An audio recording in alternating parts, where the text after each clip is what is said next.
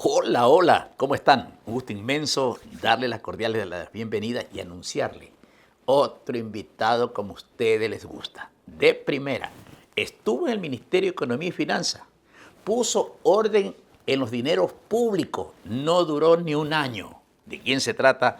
Estén atentos, porque va a hablar también del Fondo Monetario Internacional, el tema combustible, el tema subsidios. Son temas picantes. Los invitamos para el próximo podcast. No se olviden, Entre Dos Luces.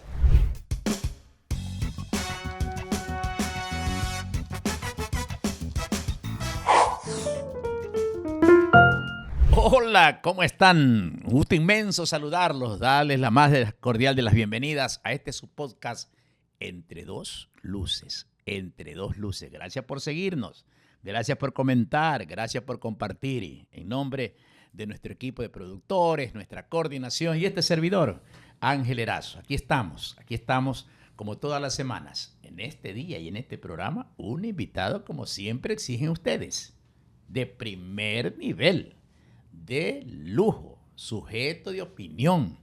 ¿Ah? Hoy consultor, un hombre que sabe. Así que está garantizado el programa. Sabe de temas económicos, ¿verdad?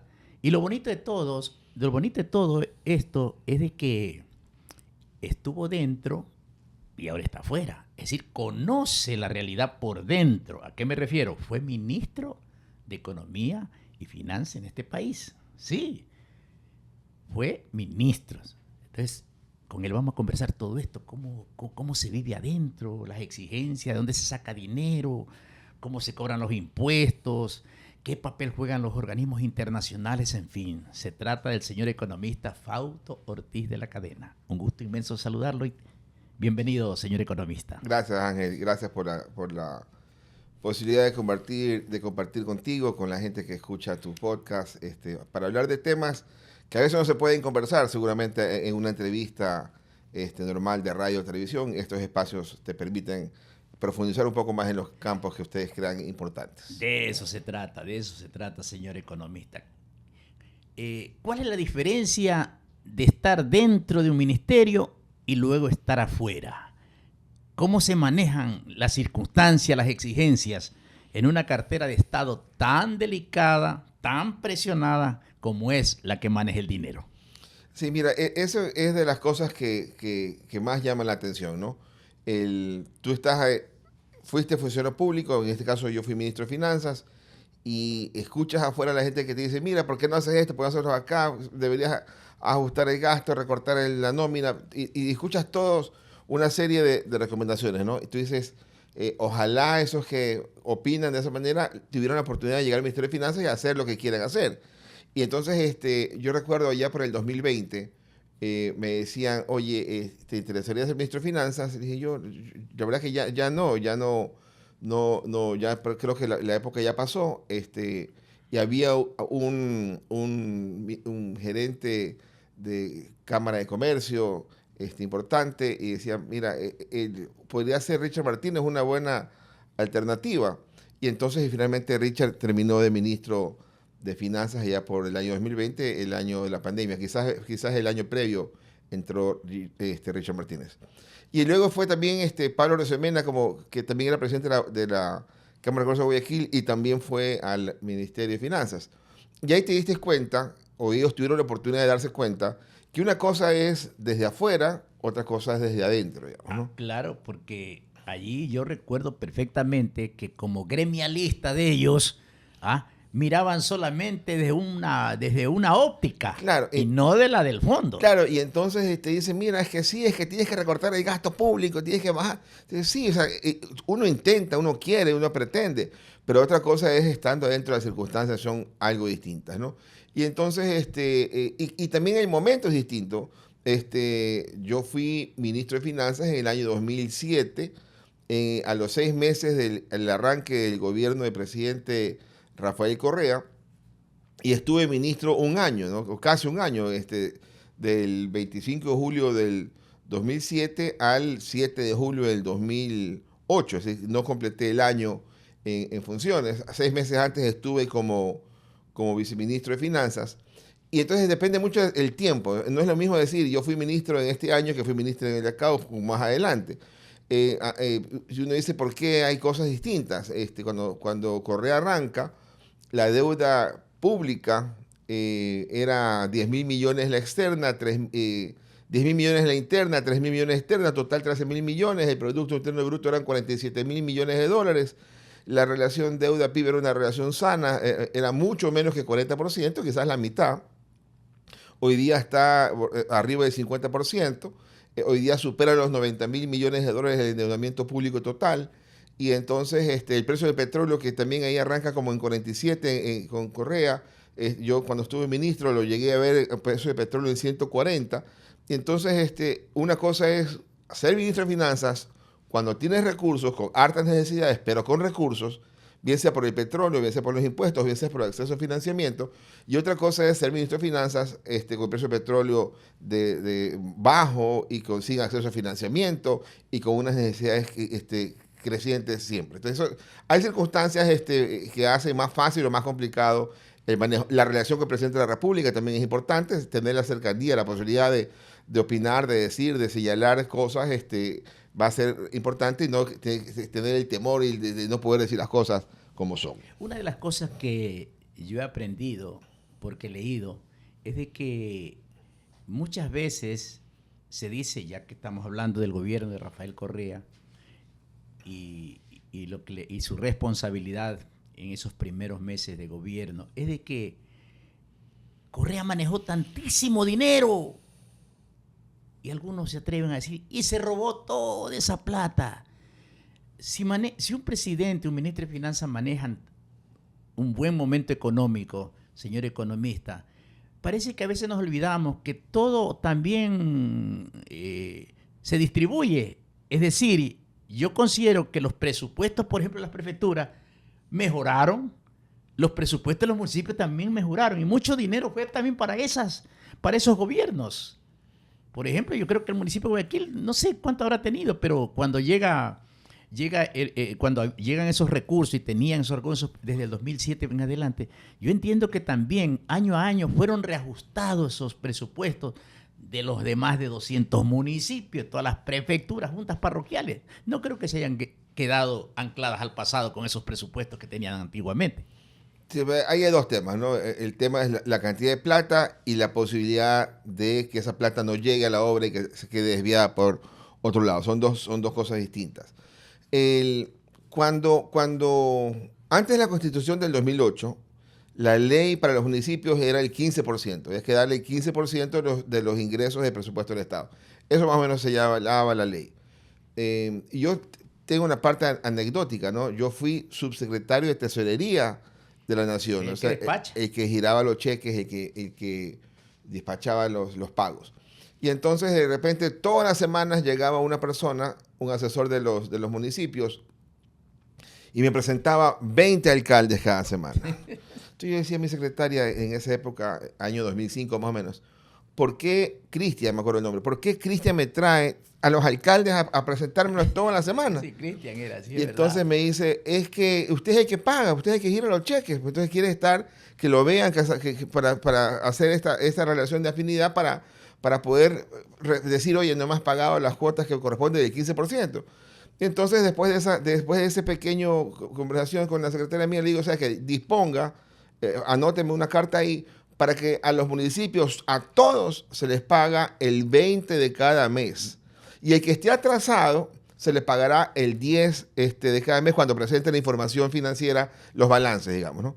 Dispuesto a aquello, no me visitó nunca más ningún alcalde, porque ya la plata les llegaba directamente sin la necesidad de que necesito hacerme amiguito del que paga para que me pague. No, esto era como que dice directo.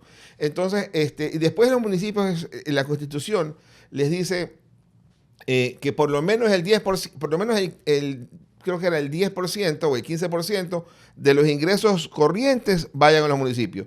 Y en el petróleo, por lo menos el 5%. Entonces, la ley luego la corrigieron y la ampliaron y la precisaron y dijeron el 21% de los ingresos de corrientes o permanentes van a los municipios y el 10% de petróleo. Los ingresos, los impuestos permanentes no es el petróleo. No, el petróleo es un ingreso no permanente, porque Correcto. podría acabarse, digamos, ¿no? Entiendo que los permanentes son los impuestos. Los permanentes son los impuestos, que también se los conoce como los corrientes. Y entonces de repente ahí eso hizo una mejora en la cantidad de plata que tenían que recibir los municipios frente al 15%. Pero lo más importante era la certeza, o sea, la certeza que se te pagaba, porque se te pagaba, y no porque me caía bien o me caías mal. Entonces, sí había, por ejemplo, también, uno veía cosas extrañas, ¿no? Que decía, ¿por qué esta señorita viene acá a que yo firme rápido y se me lleva la carta corriendo? Entonces después nos dimos cuenta, esa señorita era la que pasaba el fax. Entonces de alguna forma te decía, ya logré que el ministro me firme la carta para pasarte la plata. Entonces, siempre hay cosas ahí que están donde la mano humana entra, y entonces eso puede pasar un mensaje distinto. Y dijimos, no, esto lo hagamos automático. Sobre todo el caso de los municipios, que era uno de los rubros más importantes de importancia. Yo recuerdo porque antes hasta paro hacían por los alcaldes, las prefecturas cerraban carreteras porque no llevaban los recursos. Claro, porque se atrasaban, ¿verdad? Entonces uno usualmente lo que hacía era sacar la plata del 15% en esa época, o después del 21%, y eso. Ahora, el problema está actualmente que estamos discutiendo de la sostenibilidad o no sostenibilidad del sistema. Y hoy día el sistema está en una zona de insostenibilidad.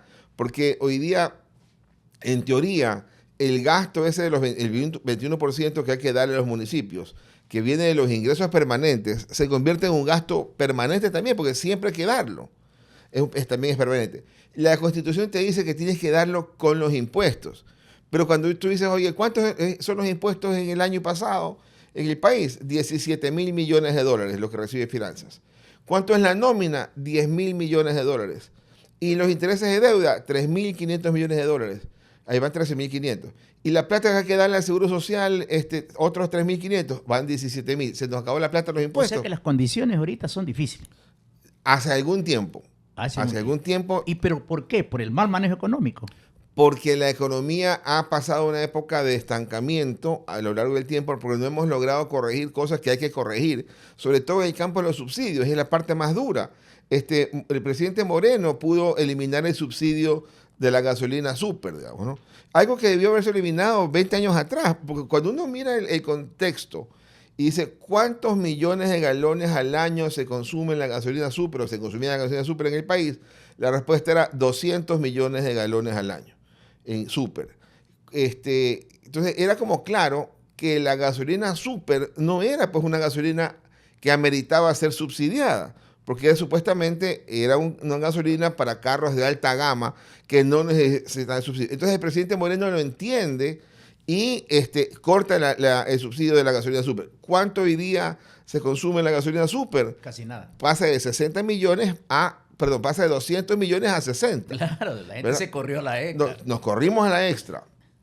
Ya, y la gasolina extra, ¿cuánto se consume al año? Son 1.200 millones de galones. Casi que mitad y mitad, 600 millones extra y 600 millones de ecopaís. Entonces, otra vez la pregunta, ¿necesitas subsidiarla? Uno dice, ojalá que me la subsidie, porque ojalá, pero ¿necesitas subsidiarla? La respuesta es no. Porque hay gente a nivel nacional que la mitad del país vive con menos del salario básico. Y por supuesto hay un número importante de gente, más de 1 millón de personas, que necesitan el bono para poder vivir. Entonces el bono, estamos hablando de $100 mensuales, para poner un número redondo. Entonces, ¿tenías que darle subsidio a la gente con la gasolina extra? La respuesta es no. Y el presidente Noboa entiende aquello y dice, ¿sabes qué? Ya no está bien que ellos tengan que endeudar al país para dar subsidio al que no lo necesita. Y entonces también eliminaste el subsidio de la gasolina extra y ecopaís, y ahí son 1.200 millones de galones que ya no tienen subsidio. Y nos está quedando el diésel, que se consumen 1.700 millones de galones. Y ahí otra es la pregunta, ¿esa gente que consume el diésel necesita subsidio? Y la gente, ahí sí, pues no. Señor economista. Ahí sí, porque hay transporte público. Si realmente la economía viene siendo mal manejada durante tantos años, de pronto algunas equivocaciones que se han dado y con sus excepciones, como por ejemplo su paso por allí en pocos meses y que al menos se transparentó mucho de los recursos, ¿será que por esa situación lamentable en economía es que el único muro de lamento es el fondo y los organismos internacionales? este, el fondo lo que te hace es prestar plata. Y no porque el fondo está dando la vuelta, es decir, ando con la plata aquí para darte, ¿no? Es porque tú no tienes a quién más pedirle prestado y te toca recurrir al fondo, porque es la única boya de salvación. Y reclamamos al fondo porque nos presta plata, en vez de reclamar al país porque no corrige el tema fiscal, porque no corrige el gasto, no mejora los ingresos y tiene un déficit que necesita ser financiado. Entonces, yo siempre hago la comparación y obviamente puedo usarme de ejemplo y la cámara me va a ayudar al ejemplo. Si uno está gordo, ¿verdad? Uso mi ejemplo personal. Yo no puedo reclamarle al doctor o al nutricionista porque me diga, anda, haz ejercicio, anda, come menos, come bien, no comas el arroz con puré y la carne empanada, come ensalada. Olvídate de las parrilladas. Entonces, menos pan. Claro, entonces el fondo te hace exactamente igual. Oye, país, estás gastando mucho, no te está alcanzando, no es sostenible, vas a tener un problema. Es lo que te dice el fondo, es cuál nutricionista, cuál doctor. Entonces, claro, no es que yo salga feliz de la consulta, entiendo que hay un problema. ¿Ya? Entonces, exactamente igual el fondo. El fondo le reclamamos porque nos dice que corrijamos lo que debíamos haber corregido hace mucho tiempo atrás. Es decir, eliminar subsidios. En gran parte. Al que no lo necesita. Al que no lo necesita. ¿Ya? Entonces, ¿el transporte público necesita el subsidio? Sí. ¿Por qué? Porque mucha parte de la población necesita el subsidio porque esa gente no tiene trabajo. Y cuando uno habla de trabajo, la situación del número de trabajo es terrible.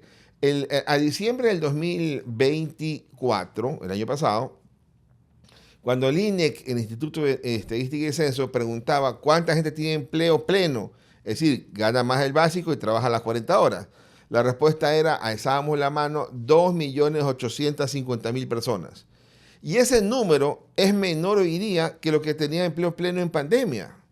Y ese número es igual al número de gente que estaba empleada hace 15 años, en el año 2010. Entonces, no puede ser que no hayamos crecido un solo empleo en 15 años cuando el número de personas económicamente activas, es decir, gente que ya está en edad de trabajar de 15 años para adelante, pasa de 6,5 millones a 8,5 millones. O sea, 2 millones de personas más salen a la fuerza laboral y no consiguen trabajo. Entonces, claro, hay un problema ahí. Y esa gente que se la juega para conseguir trabajo, que no tiene ingreso duro, entonces tiene que moverse en transporte urbano.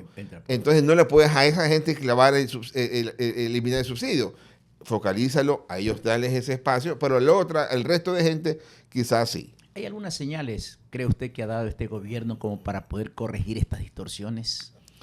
Las está identificando bien, políticamente arranca con el tema pesquero, de los 2.000 millones que puede ser el tamaño del subsidio del diésel, arranca corrigiendo 60. Digamos, para la economía, hacerlo o no hacerlo hubiera sido exactamente igual si eso es lo único que hace. Pero si ese es el arranque y mañana dice, y ahora voy a el resto de transporte que no sea urbano, cantonal o intercantonal, entonces podría el gobierno ir avanzando. Pareciera que en el programa con el Fondo Monetario dice el 2026 es el año en que vamos a corregir, pareciera entenderse, el tema del subsidio y focalización del diésel. ¿Usted cree que rompiendo las estructuras criminales en el Ecuador podríamos sacar algo de dinero?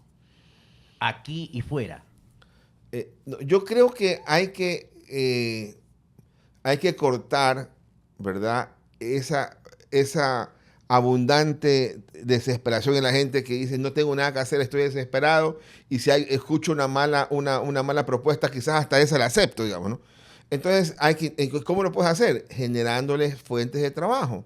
Que el país crezca y que genere fuentes de trabajo para que pueda emplear a aquel padre de familia desesperado porque sus hijos no tienen que comer y quizás tenga que ver cómo se las ingenia y quizás pueda caer en una mala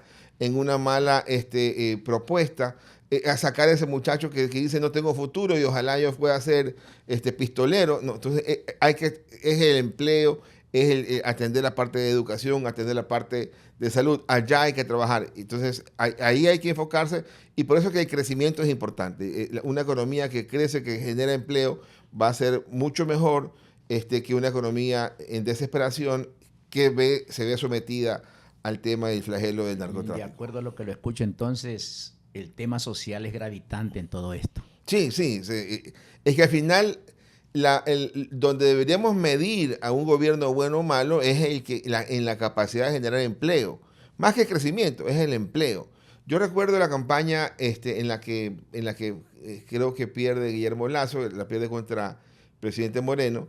Los dos enfocaban el empleo, ¿no? Lasso decía, voy a crear 1 millón de empleos en mis 4 años de gobierno. Y Moreno decía exactamente igual, lo mismo, la misma propuesta. Yo voy a dar 250.000 empleos por año, digamos, ¿no? En el final del día, 4 años, 1 millón de empleos. Vámonos más atrás de su época universitaria, y la mía también. ¿Cuál era el eslogan de León Férez Cordero con la que ganó la presidencia? Pan, techo y empleo. El empleo estaba ahí, o sea, el empleo no es un problema que es de ahora, es un problema que nos viene acompañando décadas. Entonces, ahí hay que trabajar, ahí hay que enfocarse. ¿Usted cree que, yo he escuchado mucho, y lo hizo el presidente Moreno, eliminar ministerios, sacar servidores públicos y todo lo demás, es decir, una especie de la reducción del tamaño del Estado? ¿Es una solución al problema que tenemos? Sí, sí, sí. ¿Pero dónde cortamos? Es la parte un poco complicada, porque partimos entonces de la información que aceptamos como válida e inamovible. Decimos, de los 10.000 millones que es la nómina pública, el 80% se va en salud, educación, seguridad y justicia. Y eso es cierto. O sea, no es que esa cifra es irreal.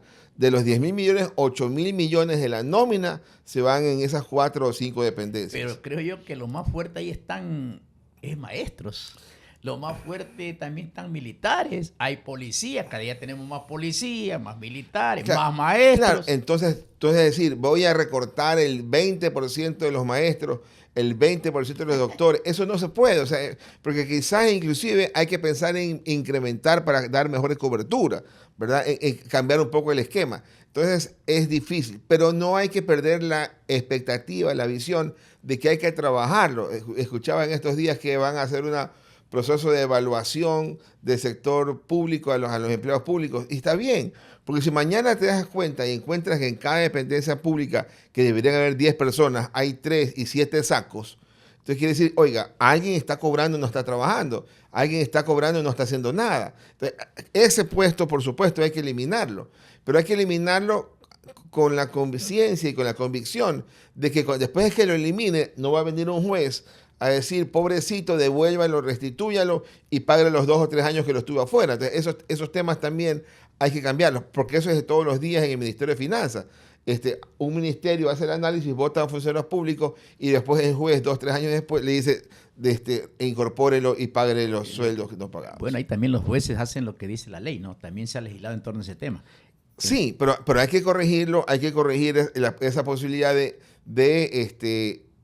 encontrar, si está bien analizado el caso, un juez debería decir, oiga, he visto y está bien, pero no es porque yo creo. Usted ahora está fuera.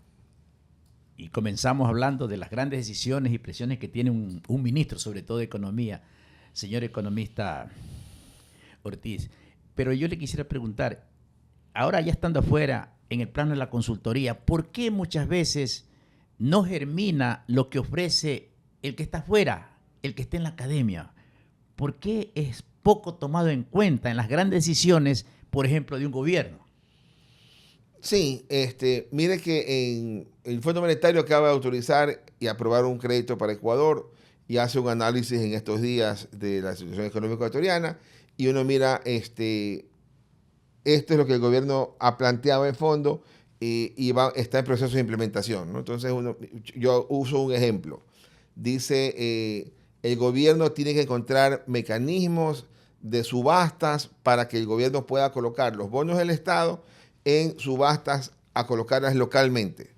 Entonces yo digo, oiga, ¿será que el gobierno, que tiene plazo hasta noviembre de 2025 para hacerlo, será que el gobierno ha consultado con las bolsas de valores de Guayaquil, con los agentes de bolsa, con los que están haciendo eso todos los días, a ver cuál es el mejor esquema, si debe pasar por bolsa, debe hacerlo directamente, la transparencia que se puede perder. Entonces, a veces sí, uno dice, el gobierno cree que es más fácil hacerlo acá y no escucha algún otro tipo de comentario. Entonces, yo creo que ahí hay ejemplos en donde el gobierno debería decir, observa y escucha lo que la gente que hace el día a día empresarial puede dar como consejo. Yo le hago esta pregunta porque en la práctica no se toma en cuenta, pero así ante los medios, cuando se hace un discurso, como que se invita a todo el mundo a participar, pero el rato de la hora no es así.